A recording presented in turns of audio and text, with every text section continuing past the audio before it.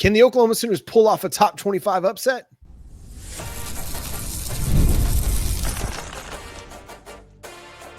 You are Locked On Sooners, your daily podcast on the Oklahoma Sooners. Part of the Locked On Podcast Network, your team every day. What's up, Sooner Nation? Welcome to Locked On Sooners, and thank you for making Locked On Sooners your first listen every single day. Shout out to all the everydayers out there. Tune in and subscribe to the show wherever you get your podcast. Today's episode is brought to you by FanDuel. You can start the season with a big return on FanDuel. New customers can place a $5 bet, and you'll get started with $150 in bonus bets. If you win your first $5 bet, visit FanDuel.com to get started. He's Jay Smith. I'm John Williams. And again, thank you for joining us. We are your team every day here on the Locked On Podcast Network. And Jay, got some great news on the injury report that came out on Thursday night. Should we call it great news? I'm considering it great news. I'm considering great news too. I want to make sure I wasn't the only one here. I don't want to make sure I wasn't the only one here. Yeah, it looks like on the injury report that both Jalil Farooq and Dion Burks have been upgraded to probable from questionable. And I told you guys this earlier this week. Whenever the report first came out, I said this specifically. If they come out as questionable, I don't think they're going to play. But if they're upgraded to probable, they will play. And now that they're upgraded, I have the confidence of saying that they both will travel and they will play in this game. Now, I'm just telling you based upon it saying probable, because it makes no sense for them to be probable today, knowing they're traveling to Missouri in preparation for the game tomorrow, for them to not play in that game, especially because in road games, typically they don't take everybody anyway. Nope, can't. I think the number's 60 players or something of that nature in that realm. And so why take players that aren't going to play just in the gamesmanship part, right? So I'm sensing they're going to play. I think they'll be pulled off of the report by Friday or Saturday morning, and we'll be ready to see them playing Saturday night. Dude, it's absolutely huge that you're going to be able to get these guys back for the stretch run. It's been since week one that you've had two of your top 5 wide receivers available to you to play in a game together. It's been so long. Okay, you had Nick Anderson for 9 snaps against Tennessee. Does that count? Barely. That didn't count. No. And really, you've only had your 2 best wide receivers, 2 of your top 5 wide receivers available for 1 series in 2 different games. Just absolutely nuts. So the fact that you're going to be able to get Dion Burks and Jalil Farooq on the field at the same time with an offense that is actually trending in a positive direction, might I say?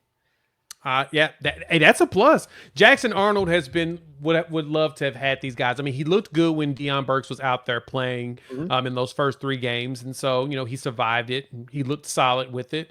And then the minute that we really lost him, and, Andrew Anthony played for a little bit, hopefully he makes his valiant return by the end of the season. And then you'll have at least 3 of the 5 guys back. But Jackson Arnold looked solid with Dion Burks and Farooq in that first game against Temple. Granted, it is Temple, but I'm still pointing out that he looked good. He looked comfortable. And he was launching it. He was taking hits and launching it just to get it to Jalil Farooq, because Jalil Farooq is one of those receivers he trusts. He trusts him more than anybody else on this team. I don't even care about – I love Jacob Jordan and what he's been doing as of late, but if there's a player that Jackson Arnold trusts, it's Jalil Farooq. You saw it against Arizona. You saw it to start the season with that 60-yard bomb he threw to start off, or 47-yarder, and then Jalil Farooq gets hurt, unfortunately, and breaks his foot.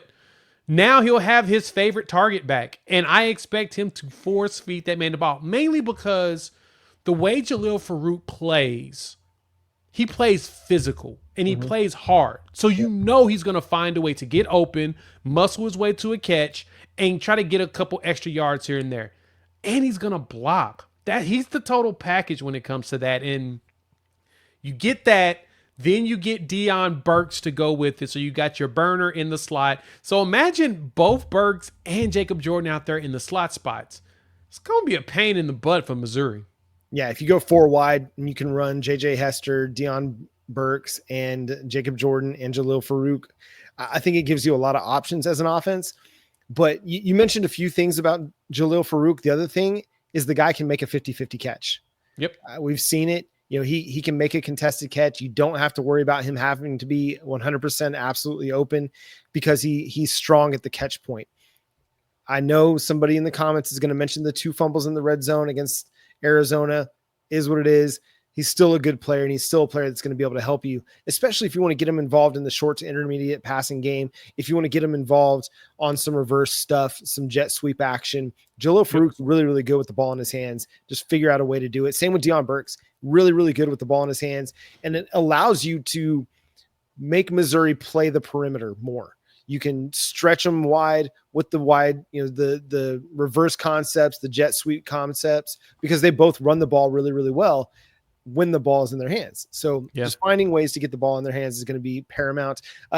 Some negative things. Okay. We're still looking at Michael Tarkin as a questionable for this one. And that's not encouraging. That probably means you're getting Spencer Brown to start at right tackle with Isaiah Autry-Dent coming in off the bench. And then you're looking at Logan Howland at left tackle. Listen, Logan Howland had an improved effort against Maine, but this is a big, big step up to go from Maine to Missouri. Hopefully the good things that we saw against Maine translate against Missouri this week. Yeah, no, that's what I'm hoping for too, because as you mentioned, he's going to have to deal with a pretty solid defensive line that Missouri has. They get pressure. If there's anything that they'll do, they will get pressure. And so Logan Howland will be your left tackle most likely, especially because both the Jakes are out. And they announced with Michael Tarkin, it's most likely going to be Spencer Brown with, like you said, a mixture of Isaiah Autry-Dent. And I expect a lot of Autry-Dent out there because he's not in jeopardy of losing his red shirt. He has only played 1 game, and we've got 3 games left. So this is the perfect opportunity for him to get extra run. I know some people are wondering if we'd see more Eddie Pierre-Louis. He's already played 2 games, so based upon the numbers, he will be redshirted. So that means that he will only get to play in 2 of the next 3 games. And the question is, which one? Do you go ahead and have him play in both the road games, or do you have him play the home game, then the road game, or road game, then the home game? Most likely, I think one of the games is most likely going to have to be this weekend, just because of all the injuries we're dealing with on the offensive line. There's probably going to be a chance that he's going to be thrown out there on the field, and then he doesn't see the field against LSU to wrap the season up. So I see him playing 2. Maybe we get some BJ Brooks, but I think the other interesting thing is that Javonte Barnes as well as Gavin Sawchuk are both still set up as questionable, which means there's a possibility they won't make the trip. And if that's the case, Taylor Tatum, Xavier Robinson, you're going to get your young freshman running backs out there on the field. Sam Franklin. Feel? I mean, a lot of people have been Sam Franklin too. More Sam Franklin. Maybe we see some Caleb Hicks. I know you've been itching to see some Caleb Hicks. I want Hicks, man. He blocks. He's a good blocker, John. He can block. Show Caleb Hicks. I'm eager to see what Xavier Robinson can do with more work, because every time he's stepped foot on the field, he's been an impactful player. We know Taylor Tatum has that game breaking ability to him. If he just holds onto the football, he's going to be a problem for anybody. But if you want to make this the true freshman running back game, shoot, go for it. By all means, both of those guys have shown me enough that you could ride those 2 and then mix in Sam Franklin as your third running back, or mix in a Caleb Hicks as your third running back. But hey, if you want to give the workload to those true freshmen, by all means do it. They've shown enough in their limited experience to not be concerned about it. I mean, if LSU can make Caden Durham the feature back and give him 20 plus touches a game, Oklahoma can ride Taylor Tatum and Xavier Robinson. I believe that much in their abilities and their ability to carry the offense in the run game. It's a good Missouri run defense, but it's not a great Missouri run defense. Alabama and Texas A&M both ran wild on the Tigers in those games. So Oklahoma is going to be able to find some success. And if they're able to continue to build off of what they've done against Ole Miss and Maine the last couple of weeks. Yeah, we'll finish on a positive here. Ethan Downs was removed from the injury report. He was probable initially. It's good to have Ethan Downs back. He just does so much for your defense, just from an assignment sound, fundamental, productive player. He just does everything right every single snap, every single time. So got to have those guys on your field. A glue guy, Ethan Downs. Yeah, he's a glue guy. I'm glad to see that he's going to be back. It's going to be good rotations with him and Caden Woolard. on that edge, and I see PJ still on there for questionable. So most likely you're going to see a lot of Caden Wool. You're going to see a lot of R. Mason Thomas, Trace Ford, with some Trace Ford. So that's probably going to be your 4 right there. Your 4 guys that's going to rotate in this game, and so I'm okay with it. I'm not mad. I'll be fine with it. I can work with that. Yeah, it's a lot of veteran experience going on the road to play a solid Missouri offense. We'll see. Brady Cook still listed as questionable, hasn't been downgraded to doubtful or out just yet. So that'll be an injury to follow Friday and into Saturday. What does Oklahoma need to do on either offense or defense to be able to come up with a win against Missouri? We'll discuss coming up next here on Locked On Sooners. When you're hiring for your small business, you want to find quality candidates that are right for the role. That's why you have to check out LinkedIn Jobs. LinkedIn Jobs has the tools to help find the right professionals for your team faster and for free. LinkedIn isn't just another job board. LinkedIn helps you hire professionals you can't hire anywhere else. Even those who aren't actively searching for a new job, but might be open to the perfect role. In a given month, over 70% of LinkedIn users don't visit other leading job sites. So if you're not looking on LinkedIn, you're looking in the wrong place. On LinkedIn, 86% of small businesses get a qualified candidate within 24 hours. Hire professionals like a professional on LinkedIn. Over 2.5 million small businesses use LinkedIn for hiring. So go post your job for free at linkedin.com/lockedoncollege. That's linkedin.com/lockedoncollege to post your job for free. Terms and conditions apply. If you like premium collegiate vintage gear, you got to check out Home Field Apparel. They be hooking up everybody. Based out of Indianapolis, they have some of the best gear, and they're hooking you up for this season. And so they've got their football boxes for your favorite team. I mean, I got my Sooner one here. As you can see, we're talking a Big 8 matchup, so I had to rock it. And inside of that, you'll get 3 never-before-seen items for your school that's not available anywhere else. They're curating all this gear all season long. It's starting to get cold, so you got to grab your hoodies as well. If you get the Platinum box, you'll also get a hat as well as a koozie, a VIP koozie, and you'll get 20% off in early access on all their new drops. So you won't miss out on anything sold out. So make sure you check that out. The material's fantastic. It feels great. Go to homefieldapparel.com and use our promo code Sooner24, and you'll get yourself a beautiful discount of 15% off that first purchase. So go check them out. Home Field Apparel. Use promo code Sooner24 to get 15% off your first purchase with our code. So, hey, get geared up with Home Field Apparel. Again, thanks for making Locked On Sooners your first listen every single day. Shout out to all the everydayers out there. Tune in and subscribe to the show wherever you get your podcasts. We're free and available, and we are your team every single day here on the Locked On Podcast Network. Jay, what do the Oklahoma Sooners need to do on offense to be able to have some success against the Missouri Tigers? Run the ball. Run the ball. Missouri is, I think they're 12th in the SEC in run defense. They're giving them like 134 yards a game, which traditionally wouldn't sound too bad, but that's like 53rd in the country. And every team they've played basically just ran the ball all over them. That's been the key thing. Now, in order to win the game, you're still going to have to be able to pass the ball because that truly opens the run.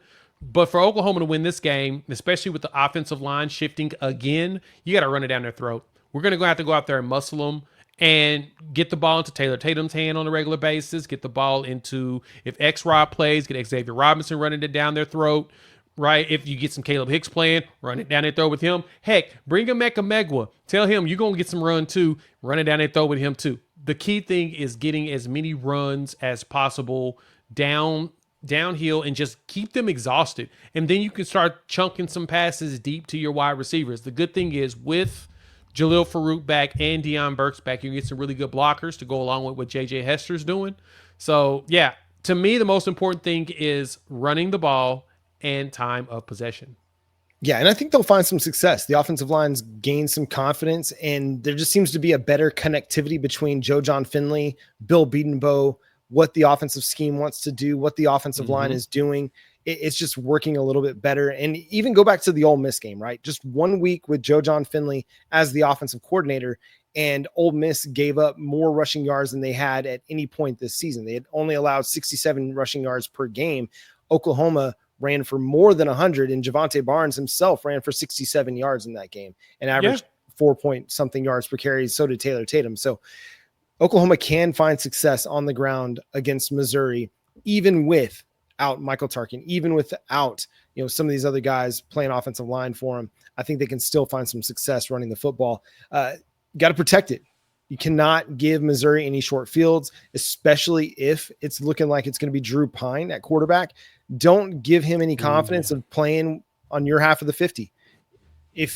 Punts are an okay thing. And Jackson Arnold's done a good job of protecting the football. I don't think he's had a turnover since he's returned to the starting lineup. Mm-mm. Yeah, I'm trying. I can't quite remember if he had one in South Carolina or against Ole Miss. So he's really playing efficient, sound football. And I think that's the way forward. This is a defensive football team, and you have to have your quarterback protecting the ball. And so far, so good. I don't want to jinx it, but keep playing the way that you're playing, Jackson Arnold. You're doing just fine. You're picking up enough yardage. You're playing within the system. No need to get too excited and play outside the system. Just be efficient. Continue to take care of the ball. That's what's most important. All you got to do is take care of the ball. If you take care of the ball, we'll be fine. Yep. And in this game, Missouri gives the ball up a lot.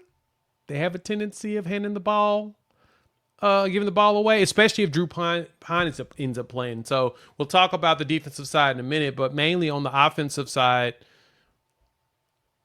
you're going to want to get those cornerbacks working. You're gonna have to throw the ball some, but again, running the ball as much as possible and taking care of it's going to be key. I want to see Jalil Farooq as well as Dion Burks get out on some flats, get out on a couple of deep routes here or there. I want them to stretch it. I would love for the play action to come back. Get some nice, play action, boom, launch it. Give me some 2-back sets. If anything, I just want to muscle them. I just want to out muscle them the entire game. That would make me smile. Kind of like when we did Texas and Red River last year. We just went out there and we just out muscled them. And that would have made me be like, yeah, I like that. I want to see that out of these Sooners. I need the Oklahoma Sooners to go out there and just push them around, John. If we push them around, I'll feel more confident even going into the last few games. We'll get a bye week, thank goodness. So to me, you should probably go all out. You got a bye week coming up. Go all out before said bye week. Yeah, I mean, it's going to be easier said than done. Chris McClellan and Johnny Walker playing good ball. Each have more than 5.5 sack or tackles for loss. Davian Carnell, 5 tackles for loss. It's a pretty good defensive front. So it's going to be a big challenge for Oklahoma's offensive line and Oklahoma's offense in general. Defensively, Jay, what's Oklahoma got to do to win? I'd say the biggest thing on the defensive side of the ball is you got to get a lot of pressure on the quarterback. I don't care who's playing. If it's Brady Cook, I need you to be blitzing like crazy, get some exotic stuff going out there, get him confused, hit him. Hit him enough times, he's coming out the game. I know that ankle ain't the way that he wanted to be, and then he hurt his throwing hand against Alabama, and that's why he came out of that one. I mean, I saw some Missouri fans thinking that they kept saying they think it's broken. I don't know, but he's dealing with 2 major injuries, so you've got to hit him to get him out the game. We want to see Drew Pine. You put Drew Pine out there, then you need to really confuse him. Make him make the mistakes he did against Alabama. Keep the pressure down their chest. I noticed that Caden Green is still set as probable, so there's a really good chance he's probably going to play in that game. Go push him. Go after him. Go, you know him. You understand his game. Go after him. I would target players that you know completely. And so, especially because their run game is now, without having Nate Noel, there's potential that there's going to be a struggle in the run game. The good thing for us is, John, we're one of the better run defenses in the SEC. So as long as we maintain our run stuff and we force them to have to throw the ball, what I do expect is a lot of Luther Burden, like end arounds or short passes. I know they're going to try to get the ball in his hands. That's going to be critical. Similar to what they did against Texas A&M. They were trying to find ways to get him the ball. Late in the game, they were able to get the ball to Theo Weiss for a deep touchdown. But they're going to try their hardest to get the ball into Luther Burton's hands because he's going to be the one that's probably their saving grace in there. What are you looking at defensively? I mean, for me, you just got to play assignment sound football. If you are in your spot where you're supposed to be, not letting wide receivers run free like we've seen against Ole Miss, like we saw against Maine last week. Yeah. If you're tackling well, you're going to be fine. I'm not concerned about the defense. The defense will slow the run game down. It's just a matter of getting off the field when they get into second and third and long situations. Oklahoma's going to have to win those. You got to win those. You cannot give up third down conversions, especially of the 3rd and 10 plus variety. Right. If you get Missouri into 3rd and 7 plus, you got to win that down and get off the field. Otherwise, I have no issue with what Oklahoma is going to be able to put on the field. Eli Bowen, you got to have a good game. This is going to be a big time matchup. Whether you're covering Theo Weiss or Luther Burden, you're going to be challenged. And then whoever's lining up on the opposite side, probably Kenai Walker, you're going to be challenged. You've got to play sound football, and the safeties on the back end, they've got to take care of their responsibilities. You cannot let either of these guys run free and run by the cornerbacks without any safety help. I know Oklahoma's going to want to be aggressive, but don't let these guys sit in zero coverage and expect that they're just going to be able to hold up all day long against Burden and Weiss. Listen, Weiss may not be the best receiver in college football, but we've seen how productive he can be. Go back to the Texas Tech game, 2022, I believe. Yeah. Dude blew up. He was fantastic in that one. Or it might have been, it was 2022 because he was out 2021. Yeah. He was out 21 and 23. He was at Missouri. So, yes. So don't sleep on either of these guys, regardless of who's playing quarterback. Just be assignment sound. You'll be fine. No concerns for Oklahoma's defense. It's going to be a really good game. We're going to give you our final keys to the game and our prediction for this week coming up here on Locked On Sooners.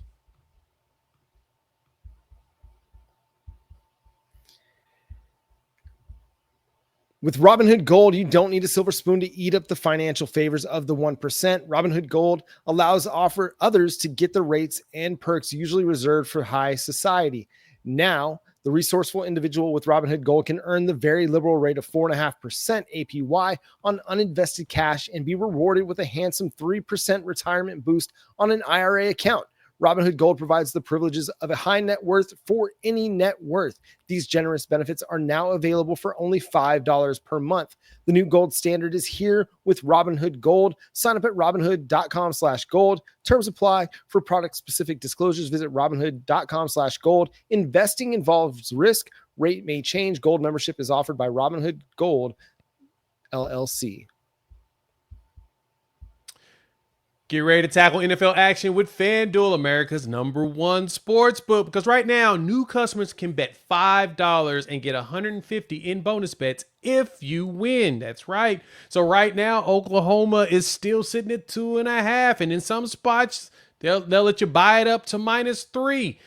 That's an opportunity to win. So if you think that your Sooners got it, grab the FanDuel Sportsbook app. It's going to give you everything you need to place live bets on the NFL and college all in one place. So just visit FanDuel.com to join today. You'll get started with $150 in bonus bets if you win your first $5 bet. That's FanDuel.com. Never waste a hunch and make every moment more with FanDuel, an official sportsbook partner of the NFL.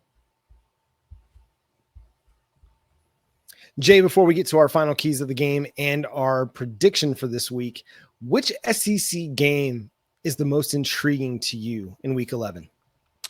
Oh, man, you caught me off guard with that one. But if we're looking at SEC games, there's a lot of fun ones this week. That Georgia Ole Miss one, as well as the Bama LSU. I've been tossing it up in the air which one is more critical to me, because the good thing is with that Bama LSU game, we see both of those to wrap the season up. Mm-hmm. And this one, Bama has this game, they'll have their cupcake game, and then they'll play against Oklahoma after we're coming off a bye, and then they've got the Iron Bowl right afterwards, which is, of course, always a pain in the butt for them. Right. But then LSU, they're going to be intriguing because they will be the last one of the season. They've got Vanderbilt. We're the 4th game on their 5-game run. They've got, of course, Alabama, Florida, Vanderbilt, and then us. So we could be a physical one, but I think for me, it is definitely that Georgia game. Georgia's only a 2.5-point favorite, and I'm kind of surprised by that. I know Lane Kiffin's been dreaming of this game, John. This is the game that he needs. Mm-hmm. This is the one that he can prove himself to everybody that he is the elite coach there at Ole Miss, especially now that Billy Napier has gotten a vote of confidence from Florida. He can't take that job. Nope. He's going to be stuck at the SIP. So he needs that win. That's the game I'm going to be watching I'll be watching in the afternoon because Alabama LSU goes on the same time as us, but I'm going to be watching that Georgia Ole Miss game. Which one is jumping out to you the most? Yeah, I mean, so many fun games this weekend in the SEC. Florida at Texas is going to be fun, especially if DJ Lagway can play. Can I give you an underrated one? South Carolina at Vanderbilt. Yes, it is. Yes, Dude, it is. I guarantee when the schedule came out, nobody was excited about South Carolina and Vanderbilt. Nobody was excited about it. But my goodness, what a fun matchup that is now as we sit here in November. Like that game with Diego Pavia, with South Carolina's defensive line, with the coaching staffs and what they've done this year. Dude, that one has a lot of fun involved. And listen, I know nobody wants to see a 3-loss team in the college football playoff. But if either of these teams runs the table, they'll have an intriguing case to be made to be a 3-loss team in the college football playoff, especially a team like Vanderbilt, who's got the win over Alabama. So, and South Carolina, who's got the win over Texas A&M. I mean, listen, nobody wants to see a 3-loss team, but one of those two teams, if they ran the table, I think has a very, very strong case. So that's going to be a really fun one to watch. Again, not one that's going to move the needle for everybody, because everybody's going to be watching, Georgia, Ole Miss, and LSU, Alabama, and then Texas, Florida, obviously. And we're going to be watching Oklahoma, Missouri. But that South Carolina Vanderbilt game has a lot of fun, I think, written all over it. Oh, it's going to be so much fun. It's going to be so much fun to watch. Because I think the one thing that's going to be so much fun about it is neither team is really that great at passing the ball. Yeah. Right? Sellers is a really good runner. I mean, he has good passing moments, but for the most part, he's a really good runner. Same thing with Diego Pavia. He just owns the ball with that offense that they're running that is basically his offense. That's what's going to make it really intriguing, is which one can go out there, and it's going to be who has the best time of possession. Yep. And the defenses both have shown up, especially South Carolina's. Jeez Louise. Yeah. That's going to be a fun game to watch. Yeah, that's going to be a lot of fun. Shout out to our guy, Chris Marler and Corey Burton from Locked On Gamecocks and from Locked On Vanderbilt. Make sure you go check out those guys because they do a great job covering those teams. Finally, let's get to our final keys to the game. Jay, just give me the biggest key to this matchup for you. It's going to stay pressure on the quarterback. Our defensive line has to get a lot of pressure. If we can keep getting pressure or getting some good blitzes in there, get Deshaun McCullough out there blitzing on the edge with that defensive line, we're going to have them in shambles. And that's going to be the most important thing. If you can get those guys in there rushing on the edge or pushing straight up the middle, I think we can have a potential opportunity for a Alabama-like blowout. But we've got to do that. A lot of it. What about you? Woo! Alabama-like blowout. Loving the heat. Loving the expectations there. To me, it's just Jackson Arnold. Just play within the system. Just play within yourself. Don't feel like you got to do too much. Again, your defense is going to help you out. Your offensive line is going to help you out. Your wide receivers, the dudes that you called studs, are going to help you out. You don't got to do it all. You don't got to try to do too much. Just play within the system, and you'll be fine. It's a road environment, but it's not like you're going into Death Valley. So this is going to be an environment that will be challenging, but not unbeatable. It's not an unbeatable environment. So just play within the system, take care of the football. You'll be all right. So Jay, what's your prediction for Oklahoma at Ole Miss for week 11?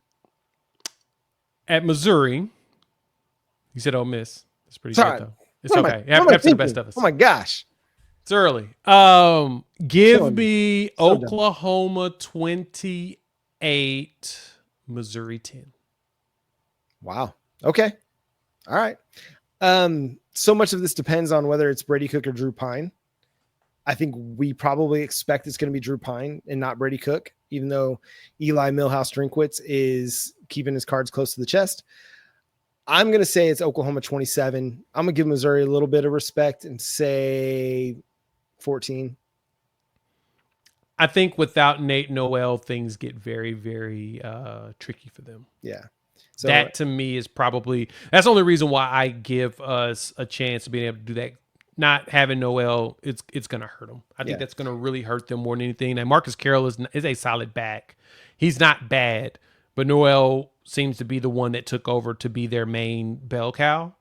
And yeah, that's the one. I mean, we're going to have to stop Marcus, he's Georgia State. He was pretty solid, 1,300 rushing yards.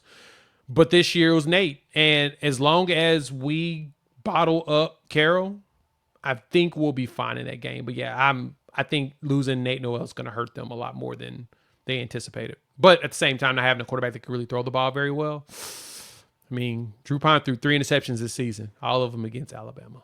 Yeah, it's not a great recipe for success when your run game is missing its leading rusher and you're going up against one of the best run defenses in the country in Oklahoma. Yep. So not a great recipe for the Missouri Tigers if they're having to play Drew Pine. He'll have to kind of play out of his mind, which, listen, Oklahoma's given up some plays through the air over the last few weeks.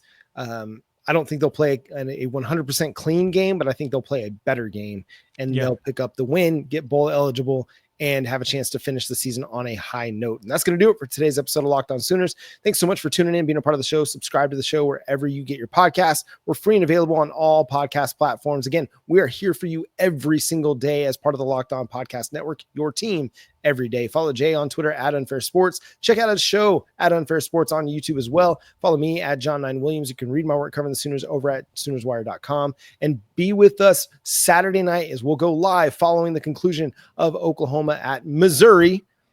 Not Ole Miss, at Missouri. It's been a long week, guys. Had a long day. But we cannot wait to break this game down with you here on Locked On Sooners. So again, make sure you subscribe to the show wherever you get your podcast. But until next time, he's Jay Smith. I'm John Williams. Boomer. Sooner.